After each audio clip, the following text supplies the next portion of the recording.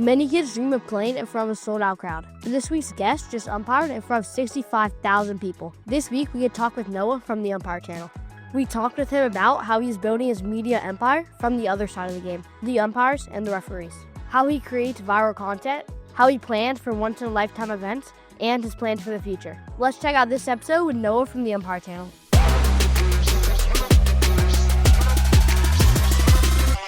You guys asked for it, so we're bringing it back. We're going to give you a free pair of these guys, the red, white, and booms, just for commenting on this episode. But you got to use the secret code word, and this week's code word is umpire. Since we're interviewing the Umpire Channel and the guy that is bringing credibility and excitement and entertainment to umpires all over the world, leave a comment with the code word umpire. We're going to pick one of you that has the coolest, most original, most unique comment. So you can't just say umpire. We're not going to pick you, right? Have a really cool, wacky, crazy comment with the word umpire. We're going to pick one of you guys. And before we drop our next episode, I'll leave a comment saying like, hey, you won. And we'll get your address and we'll send you a pair of the red, white, and booms from Arete Shades. These are our red, white, and blue colorway. You guys can win these for free. Use the code word umpire. And if you don't win, you can always head to areteshades.com and grab 2 pairs of Arete Shades for just $49. Guys, woo! 2 pairs, less than $50. It's crazy. It's awesome. Just like this episode. Let's check it out right now. What was it like calling a game in front of 65,000 people at the Bananas game at Raymond James Stadium? It was a lot of fun. Crazy that, 1 year ago, the biggest game I had done was Savannah Bananas home game at Grayson Stadium. And that was the first game that I'd umpired really in front of any fans. So it was crazy to see so many people. And I think just how effectively the Bananas did everything that they did on the biggest scale that they'd ever done. So it was really exciting and I think super promising for the entire team. What was it like for you, like being there? Like, are there nerves like a player would have like before the game, or are you just ready to go? I mean, like how were your emotions like going into something like that and seeing all the fans and all the excitement? Like, again, I know you've done banana games, but 65,000 people is a lot of people. Yeah, no, it's a lot of people, and you start to hear the roar while you're getting ready in the locker room about to head out. I think it's more excitement at this point. Definitely, it was nerves when I was going out to umpire at my first MLB stadium, which was Fenway Park. So a lot of nerves there, nerves for the first banana game that I did. But at this point now, it's just excitement to get out there. Now, how the heck did you get to do that? Walk us through the journey of posting your first video that got 300,000 plus views. Umpiring in your old Little League to one of the biggest games ever played in a baseball game. 2 to 3. Definitely. So all the way back, I played baseball all the way growing up. Loved it. Now we're on track and cross country in college, but played baseball all the way growing up. And I got to know the umpires in my local Little League really well. And they said when I was older, I could be an umpire as a part-time job. So when I was 16, started umpiring in the same Little League that I grew up playing in, side by side with the same umpires that I grew up playing under, which was a really cool experience. I loved it as a part-time job. I was able to do it while I was still playing. It was fun. I was out in the baseball field making good money. It was just a really good experience. But my Little League had huge umpire shortages, which I experienced when I was playing and when I was umpiring. And I realized that none of my friends realized they could become part-time, work at a part-time job as a baseball umpire. So about 2.5 years ago, I went out with my iPhone and my little brother was the cameraman, and I made a video about why being an umpire is a great part-time job. And the first video got 300,000 views, and the Umpire Channel has grown from there. We've now collaborated with the MLB, the NBA to film with their umpires. And then I followed my journey from umpiring Little League to high school. And it started with just filming with the Savannah Banana umpires. Got to know Vincent, the dancing umpire, pretty well.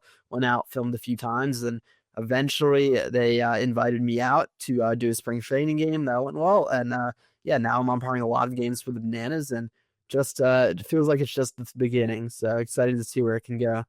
That's crazy. And like 2.5 years, like to go from, that quick, it's like meteoric. Plus you're in school, right? You're still in college. So like, this is all happening really, really fast. But I think one thing that's super interesting, at least from my side, like thinking more from the business perspective, is that you picked like a niche within a niche, right? There's so many people who are covering it from the player side or the gear. Like you came in from the umpire side, which obviously that's what you were doing at part-time, but that's unique. And I think it helped you to stand out because you're the only one creating umpiring content. So do you think that just picking that niche helped you get an in with some of these organizations and getting some of the views because it was different from what every other baseball creator was doing?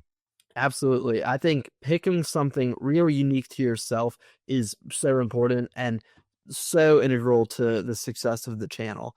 And yeah, this is something that no one's ever seen before. The majority of the videos that I make are the first time that they've ever been made. No one's ever seen what it's like to be an MLB umpire, what it's like at MLB umpire camp, a day in the life umpiring for the Bananas. No one's ever seen it. So I think it was a huge part in the channel standing out and in it building this really incredible community that it's built so far. So not only from the creator side, was it the first creator creating a video at an MLB umpire camp? Was it probably the first time that they were even asked to be filmed by a creator, right? So it's new to them as well. So they have to like some of the promotion, the publicity that you're bringing to it. You're almost it's cheesy, but you're making it cool to be an umpire, right? In that regard. So they probably like that as well.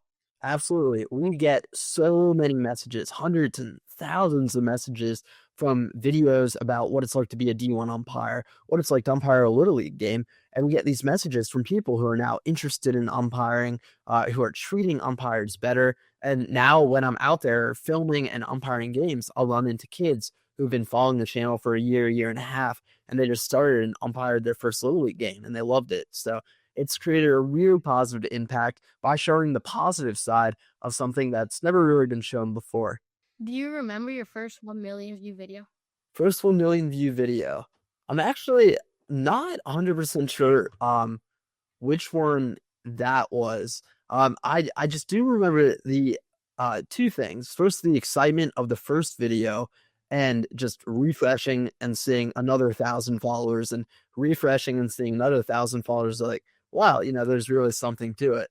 And then my most viewed video was Come With Me As I Try and Become a MLB Umpire, which I filmed at Major League Baseball's scout camps, essentially. And that video got 13 million views, was posted on House of Highlights and, Bleacher Report and all these places. So, it's definitely a lot of exciting parts throughout, followed by a lot of slow parts. But the excitement is what you remember. Walk us through your most viewed video. Walk with me as I try to become an MLB umpire, which has more than 7 million views on TikTok and a ton more on Instagram and YouTube. How did that happen and how fast did it go viral? Definitely. So the way to become an MLB umpire is these one-day MLB umpire camps. They are free and held throughout the entire country. And for anyone out there, I highly recommend it, even if you've never umpired before.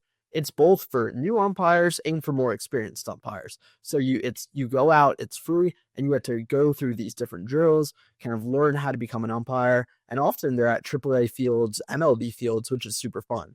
But so for the people who want to become an MLB umpire, the path is you go out to one of these camps, and from these camps, you're selected and put on the path to going to the MLB. So even though I was still in college, not ready to fully pursue it, I wanted to go out to one of these camps. So reached out to them, went out to one of those camps, just, kind of recorded on my iPhone as I went, my experiences. I would get someone, 3 rows back in line to record for me while I was doing it for my turn.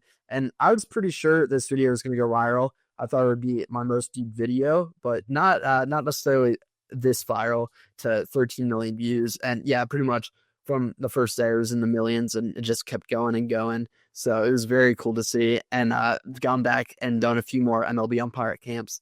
And it's really cool to see how much interest that is gotten in umpiring and even, going out to these MLB umpire camps. That's wild. I want to go back to, filming something like that. Is one, were you nervous, right? You're probably one of the younger people there, right? You've got a camera, you're trying to film stuff. Umpires aren't really used to being on camera and filming themselves. And not that you were filming a lot of the other umpires, but what was that like? Did you do a lot of planning and prep as to we want to get these shots, we want to try to do these things? Or was it more just cool, I'm going to go, I think it was the double play stuff, right? Cool, I'm going to go find somebody that can hold a camera while I do this. How did you think about that? And how were you, semi-comfortable in that environment filming? It's a lot of planning, but there is only so much you can plan because with all of this, there isn't a roadmap.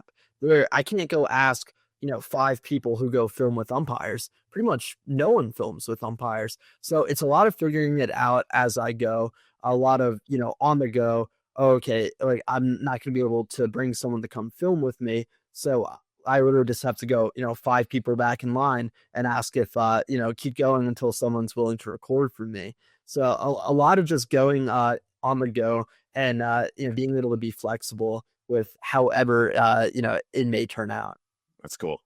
Let's talk filming setup. What gear are you using to create your videos? For sure. So the number one thing anyone needs, iPhone. I went out, I got, 10,000 followers, millions of views with like my iPhone 6E. Like the thing was a brick. It was awful. The camera was terrible. Like my friends would like take it out of my pocket and throw it at the ground. It was so bad. Like it was a horrible phone. And that is like the most important thing, that there's nothing stopping you from getting started on social media, especially today. All you need is a camera, which you likely have with an iPhone or an Android or whatever you have. So if you're thinking about starting content, go out there. What you're making matters a lot more than how you make it. But for how I make my videos now, a lot of it is still with my iPhone. I got the newer iPhone now. It has a better camera. It'll zoom in. And then I also have a Sony ZV-10 camera, which I'll use for some of my interview videos. And then now I have someone who comes out and films with me. So we'll use his Sony when we're doing some YouTube videos. But at the core, it's on the iPhone and just getting videos out there. Millions of views with an iPhone. Pretty cool. Going into something like a bananas game, what's your strategy or game plan? Do you have an idea of what content you want to create, or is it more organic? Definitely. It's a bit of both. Now with the bananas, the first time it was a lot of, I have no idea how this is going to go. Here are my, general ideas. These are the videos I want to do. I want to do a day in the life. I want to do mic'd up. I want to do some tutorial videos, but, still figuring it out. Now I really know exactly what goes into it. I have the game plan and have all the videos where, for Tampa, I was able to, work on these different documents and sheets and really, plan them out and have them ready to go for when I'm out there. I'm really trying, get the most of the time, especially at these unique opportunities where, I'm umpiring at Fenway Park. Probably not going to get to do that again, at least for another year. So trying to make the most out of that. So what's your process like for creating those ideas, right? Is it just you like with a whiteboard and you're like, all right, cool. Like I'm going to walk out in the bananas and I'm going to get, like, you had some really cool, like panning shots and looking out to the crowd. And, are you really brainstorming that? Is it you? Do you, maybe your buddy that goes and films with you? Like, what are those brainstorming sessions like? And, what are you guys throwing across to like, all right, this would be cool. This would be cool. And again, not everything's going to work. Not everything's going to be amazing, but what do those brainstorming sessions kind of look like? Yeah, it's a lot. Again, it's some planning, some on the go. It was more difficult at the start because, again, there wasn't a roadmap for this. There were, no other creators so I could look at and see, this is what they do when they're umpiring. So, kind of, it's a lot of watching different creators and getting inspiration, but then putting your own unique twist because I'm doing something very different. So, yeah, it's mainly me, just a lot of brainstorming. And now that I filmed a lot of videos, I've been able to put, different buckets of videos that I create. I do walkout videos. I do day in the life videos. I do interviews. I do tutorials. So, having like a set plan is definitely very helpful, especially as you go. But then also being able to pivot and pick up different content, opportunities and angles as you go. For example, I posted a video when they do all yellow, where, they turn the entire stadium, their lights off, everyone takes out their phone. And so like, that video was kind of created on the go and we saw how cool it looks. So both, planning and then being able to, improvise on the go. Yeah, it's super smart. And that's like obviously like the genesis of a creator, right? Like we want to create things. And sometimes that's, brainstorming. Sometimes it's on the fly. You just mentioned it, that leads beautifully in the next question, which is you do have a really good content mix, right? You have like day in the life stuff. You've got POV stuff, interviews. Like I love when you ask referees and umpires, like how much money do they make in like a weekend and stuff like that. And really like you're bringing people behind the scenes to something they've never really been a part of before, in a world that they've never been a part of before, even though obviously we all play the game. How do you think about these like different formats and where they fit into the mix? And again, a lot of it is just like, do I have access to certain people? Is it an interview? Like, but how do you experiment with new formats and play around? Definitely. And that is yeah, and that is something that I'm, always trying to do because, you want to find your buckets of content, you want to find what does well, but then you also want to continue to experiment and find new formats. So that's something like we're experimenting right now. Like I'm gonna post a video in an hour actually, which is who has the best strike three on the Savannah Bananas. So we went around, they all did their different strike three. We haven't really done that before. And then like next week we're doing a giveaway video. We're gonna have 15 kids have this little and see who on the team can hit the ball the furthest using this baseball training tool. So yeah, I think it's finding your buckets of content and continuing to really post on that and find new opportunities there. But then also finding new content and not being afraid of trying new things, because the worst thing that can happen is no one watches.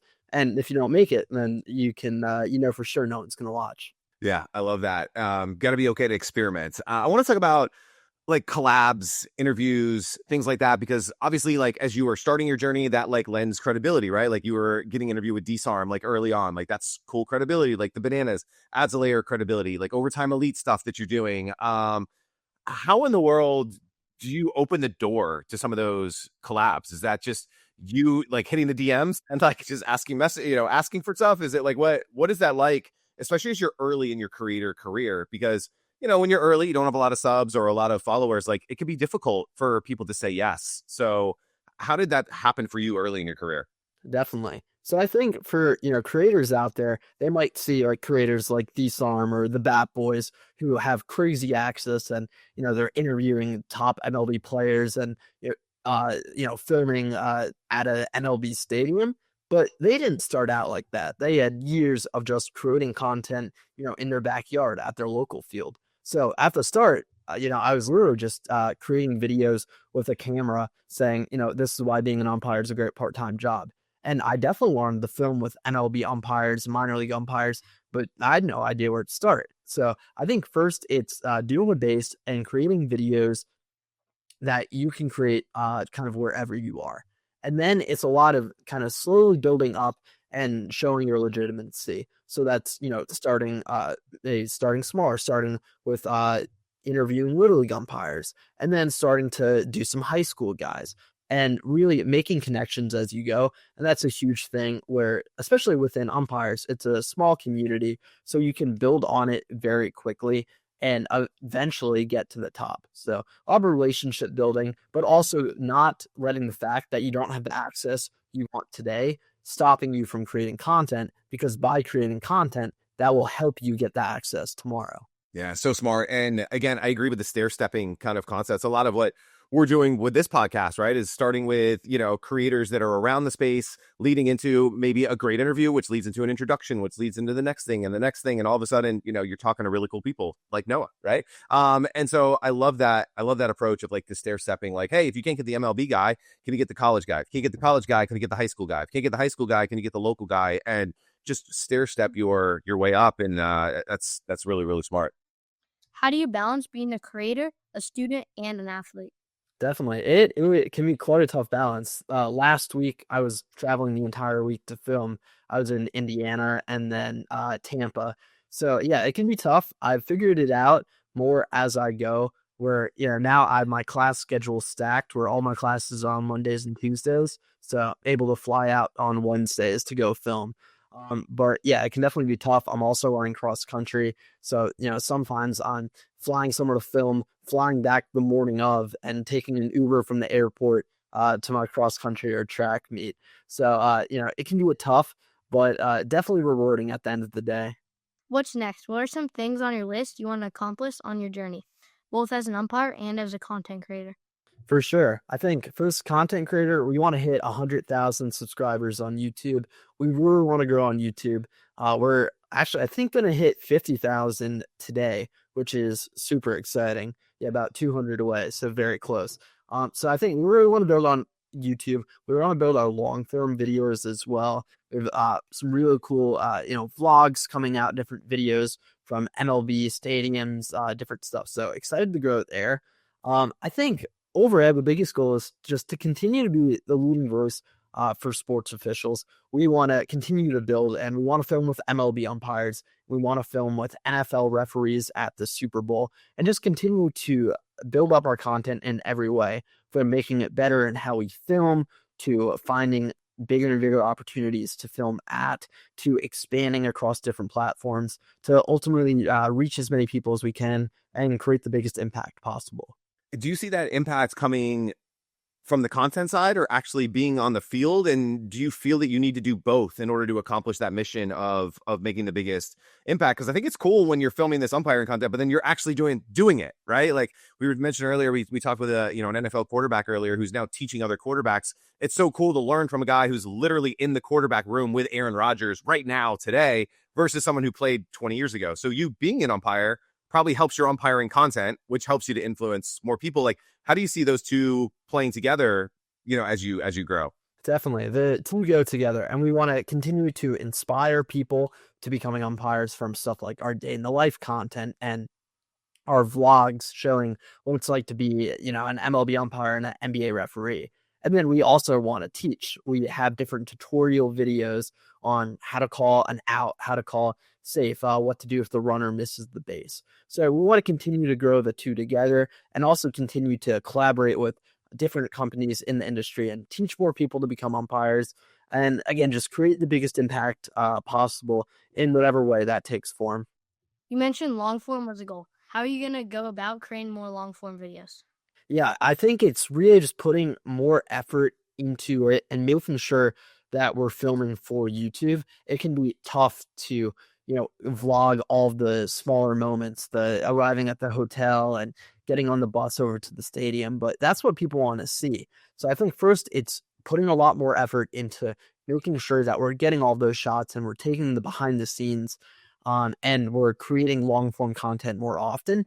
And then on the back end, I have a new YouTube editor who I'm working with. There's some new systems in place where we're able to produce a lot more content a lot more quicker.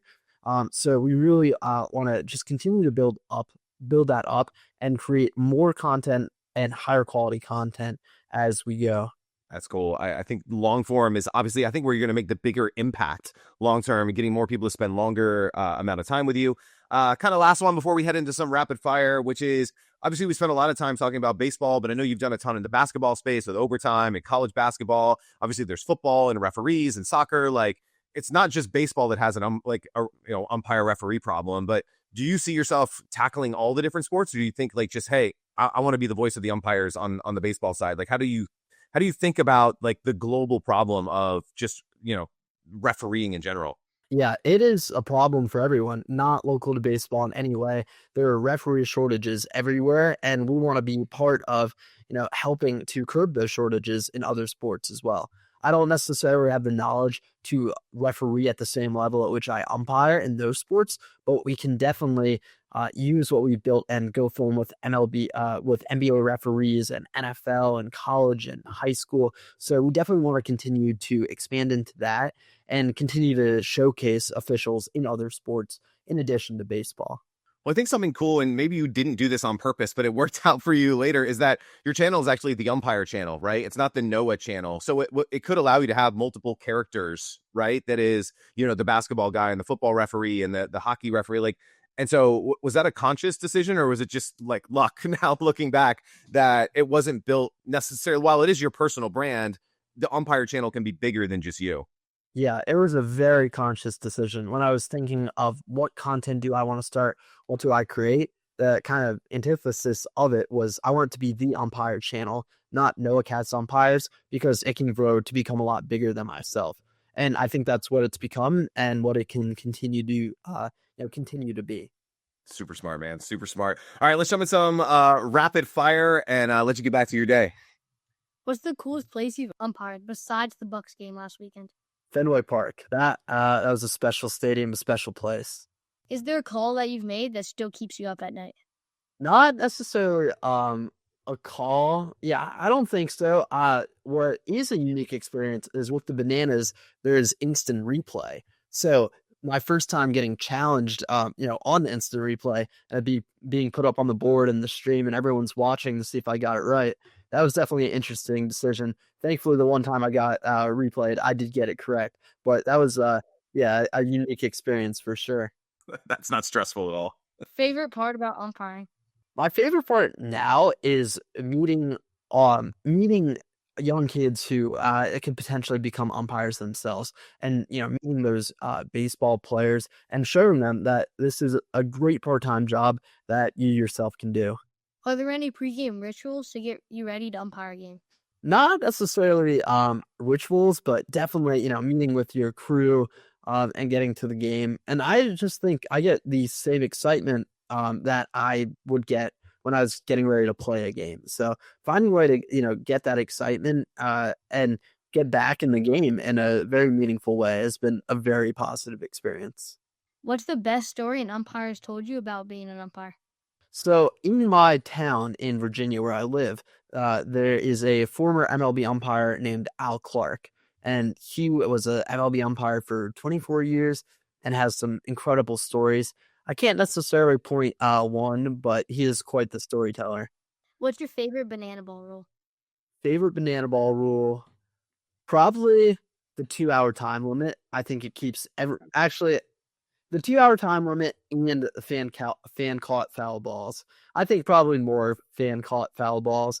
I just think back to, going to games and how incredibly cool it would be if I felt like I was in the game every play. And the fans really are in the game every play. In Tampa, we had multiple fan caught foul balls. So that one's pretty cool. What's a dream umpire game? Is it Game 7 of the World Series? An all-star game? What is it? I think now it's a little bit more with the Bananas. I think next year it's just going to keep getting bigger and bigger. That could be bigger stadiums. That could be MLB stadiums that we haven't done yet. So I think being able to meld the content that I'm doing and umpiring for the Bananas at once is really the dream. Nice. Good answer, man. I love it. Dude, I'm so excited for you, for the journey. Hopefully, through this episode, we can get you even closer to that 100,000 YouTube goal and keep sending people your way. Obviously, we'll link up the Instagram, the TikTok, the YouTube. Anything else coming up that you want people to know about that we need to tell them about? Yeah, really exciting baseball season. We have a lot of plans. We're filming with different MLB umpires in different places. We have some really great banana ball games, different NFL stadiums, umpiring at MLB stadiums. I have 1 month where I'm umpiring at Camden Yards, then PNC Park, then Petco Park, then Yankee Stadium. So if you're not already subscribed to the channel, please subscribe. We have a lot coming soon. And then check out these guys. These guys are killing it. There's some awesome guests and excited to see what they do next. I'll definitely be watching. Well, thank you so much, man.